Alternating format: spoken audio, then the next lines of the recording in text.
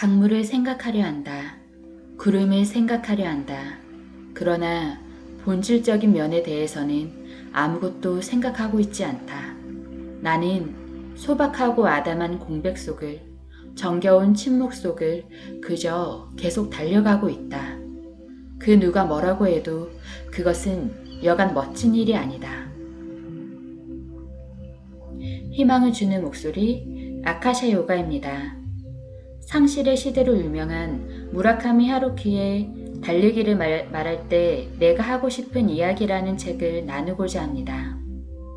달리기에 관심이 없는 사람들도 깨달음을 줄 수 있는 책입니다.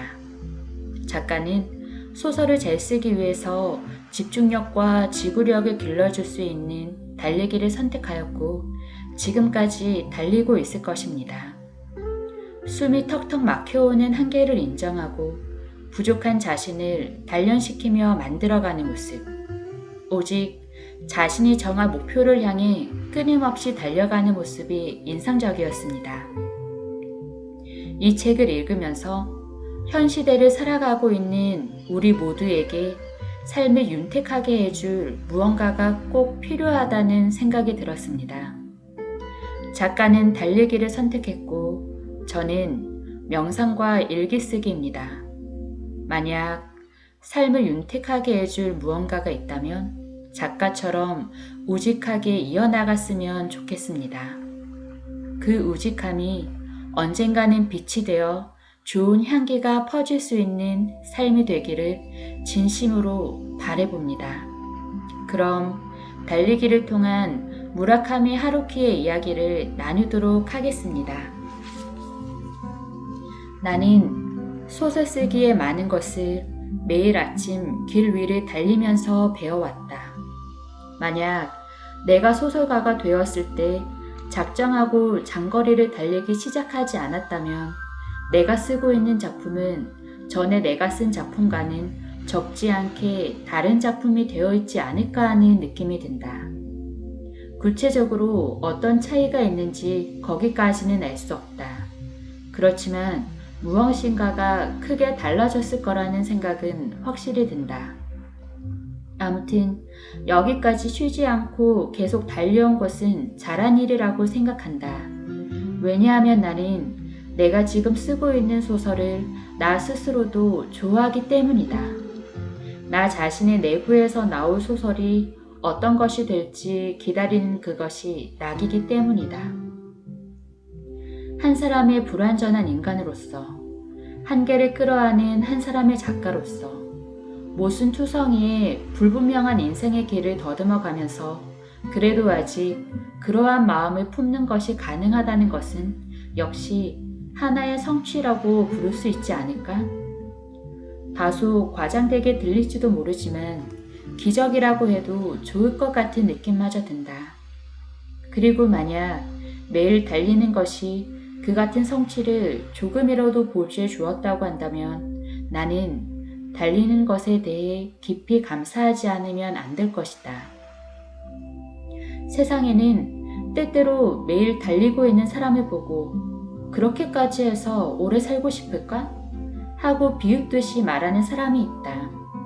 하지만 내 생각이지만 오래 살고 싶어서 달리고 있는 사람은 실제로는 그렇게 많지 않을 것이다. 오히려 설령 오래 살지 않아도 좋으니 적어도 살아있는 동안은 온전한 인생을 보내고 싶다라는 생각으로 달리고 있는 사람이 수적으로 훨씬 많지 않을까 하는 느낌이 든다. 같은 10년이라고 해도 멍하게 사는 10년보다는 확실한 목적을 지니고 생동감 있게 사는 10년 쪽이 당연한 일이지만 훨씬 바람직하고 달리는 것은 확실히 그러한 목적을 도와줄 것이라고 나는 생각하고 있다. 주어진 개개인의 한계 속에서 조금이라도 효과적으로 자기를 연소시켜 가는 일. 그것이 달리기의 본질이며 그것은 또 사는 것의 메타포이기도 한 것이다. 이와 같은 의견에는 아마도 많은 러너가 찬성해 줄 것으로 믿는다. 신체가 나에게 허락하는 한 가령 꼬부랑 영감이 되어도 가령 주위 사람들이 무라카미 씨, 이제 슬슬 달리는 것은 그만두는 게 좋지 않을까요?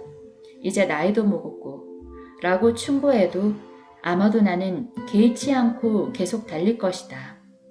설령 기록이 더 떨어진다고 해도 나는 아무튼 마라톤 풀코스를 완주한다는 목표를 향해서 예전과 같이 때로는 지금까지보다 훨씬 많은 노력을 계속할 것이 틀림없다.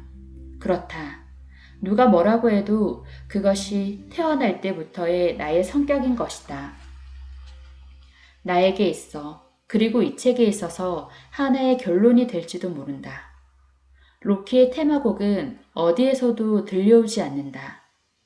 등을 지고 걸어갈 석양도 어디에도 보이지 않는다. 그것을 안티클라이맥스라고 사람들은 부를지도 모른다. 할리우드 프로듀서라면 영화와 기획을 제의해도 마지막 페이지만 슬쩍 보는 것만으로도 상대도 하지 않을 것이다. 그러나 따지고 보면 이와 같은 결론이야말로 나라고 하는 인간에게 어울리는 것인지도 모른다라는 느낌이 들기도 한다. 왜냐하면 러너가 되시지 않겠습니까? 라는 누군가의 부탁으로 도로를 달리기 시작했던 것이 아닌 것이다. 누군가로부터 소설가가 되어주세요 라는 부탁을 받고 소설을 쓰기 시작한 것이 아닌 것처럼 어느 날 갑자기 나는 내가 좋아서 소설을 쓰기 시작했다. 그리고 어느 날 갑자기 내가 좋아서 거리를 달리기 시작했다. 주위의 어떤 것으로부터도 영향을 받지 않고 그저 내가 좋아하는 것을 내가 하고 싶은 대로 하며 살아왔다. 다른 사람들이 말려도 비난을 받아도 내 방식을 변경한 일은 없었다. 그런 사람이 누구를 향해서 무엇을 요구할 수 있을 것인가? 나는 하늘을 올려다본다. 거기에는 친절한 마음의 편림 같은 것이 보일까? 아니다. 보이지 않는다. 태평양 상공에 덩그러니 떠있는 무심한 여름 구름이 보일 뿐이다. 그것은 나에게 아무것도 말해주지 않는다. 구름은 언제나 말이 없다. 나는 하늘을 우러러보거나 하는 일은 하지 말았어야 했다. 시선을 향해야만 하는 것은 아마도 자신의 안쪽인 것이다. 나는 자신의 내면으로 눈을 돌린다. 깊은 우물의 바닥을 보는 것처럼. 거기에는 친절한 마음이 보일까? 아니, 보이지 않는다. 거기에 보이는 것은 언제나 같은 나의 성격일 뿐이다. 개인적이고 완고하고 때로 자기 멋대로인, 그래도 자신을 항상 의심하며 고통스러운 일이 있어도 거기에 웃음깡스러운 것을 찾아내려고 하는 것은 나의 본성이다. 낡은 보스턴백처럼 그것을 둘러매고 나는 긴 여정을 걸어온 것이다. 좋아서 짊어지고 온 것은 아니다. 내용에 비해 너무 무겁고 겉모습도 그다지 마음에 들지 않는다.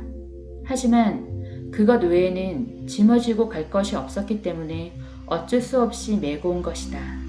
그러나 그만큼 애착도 간다.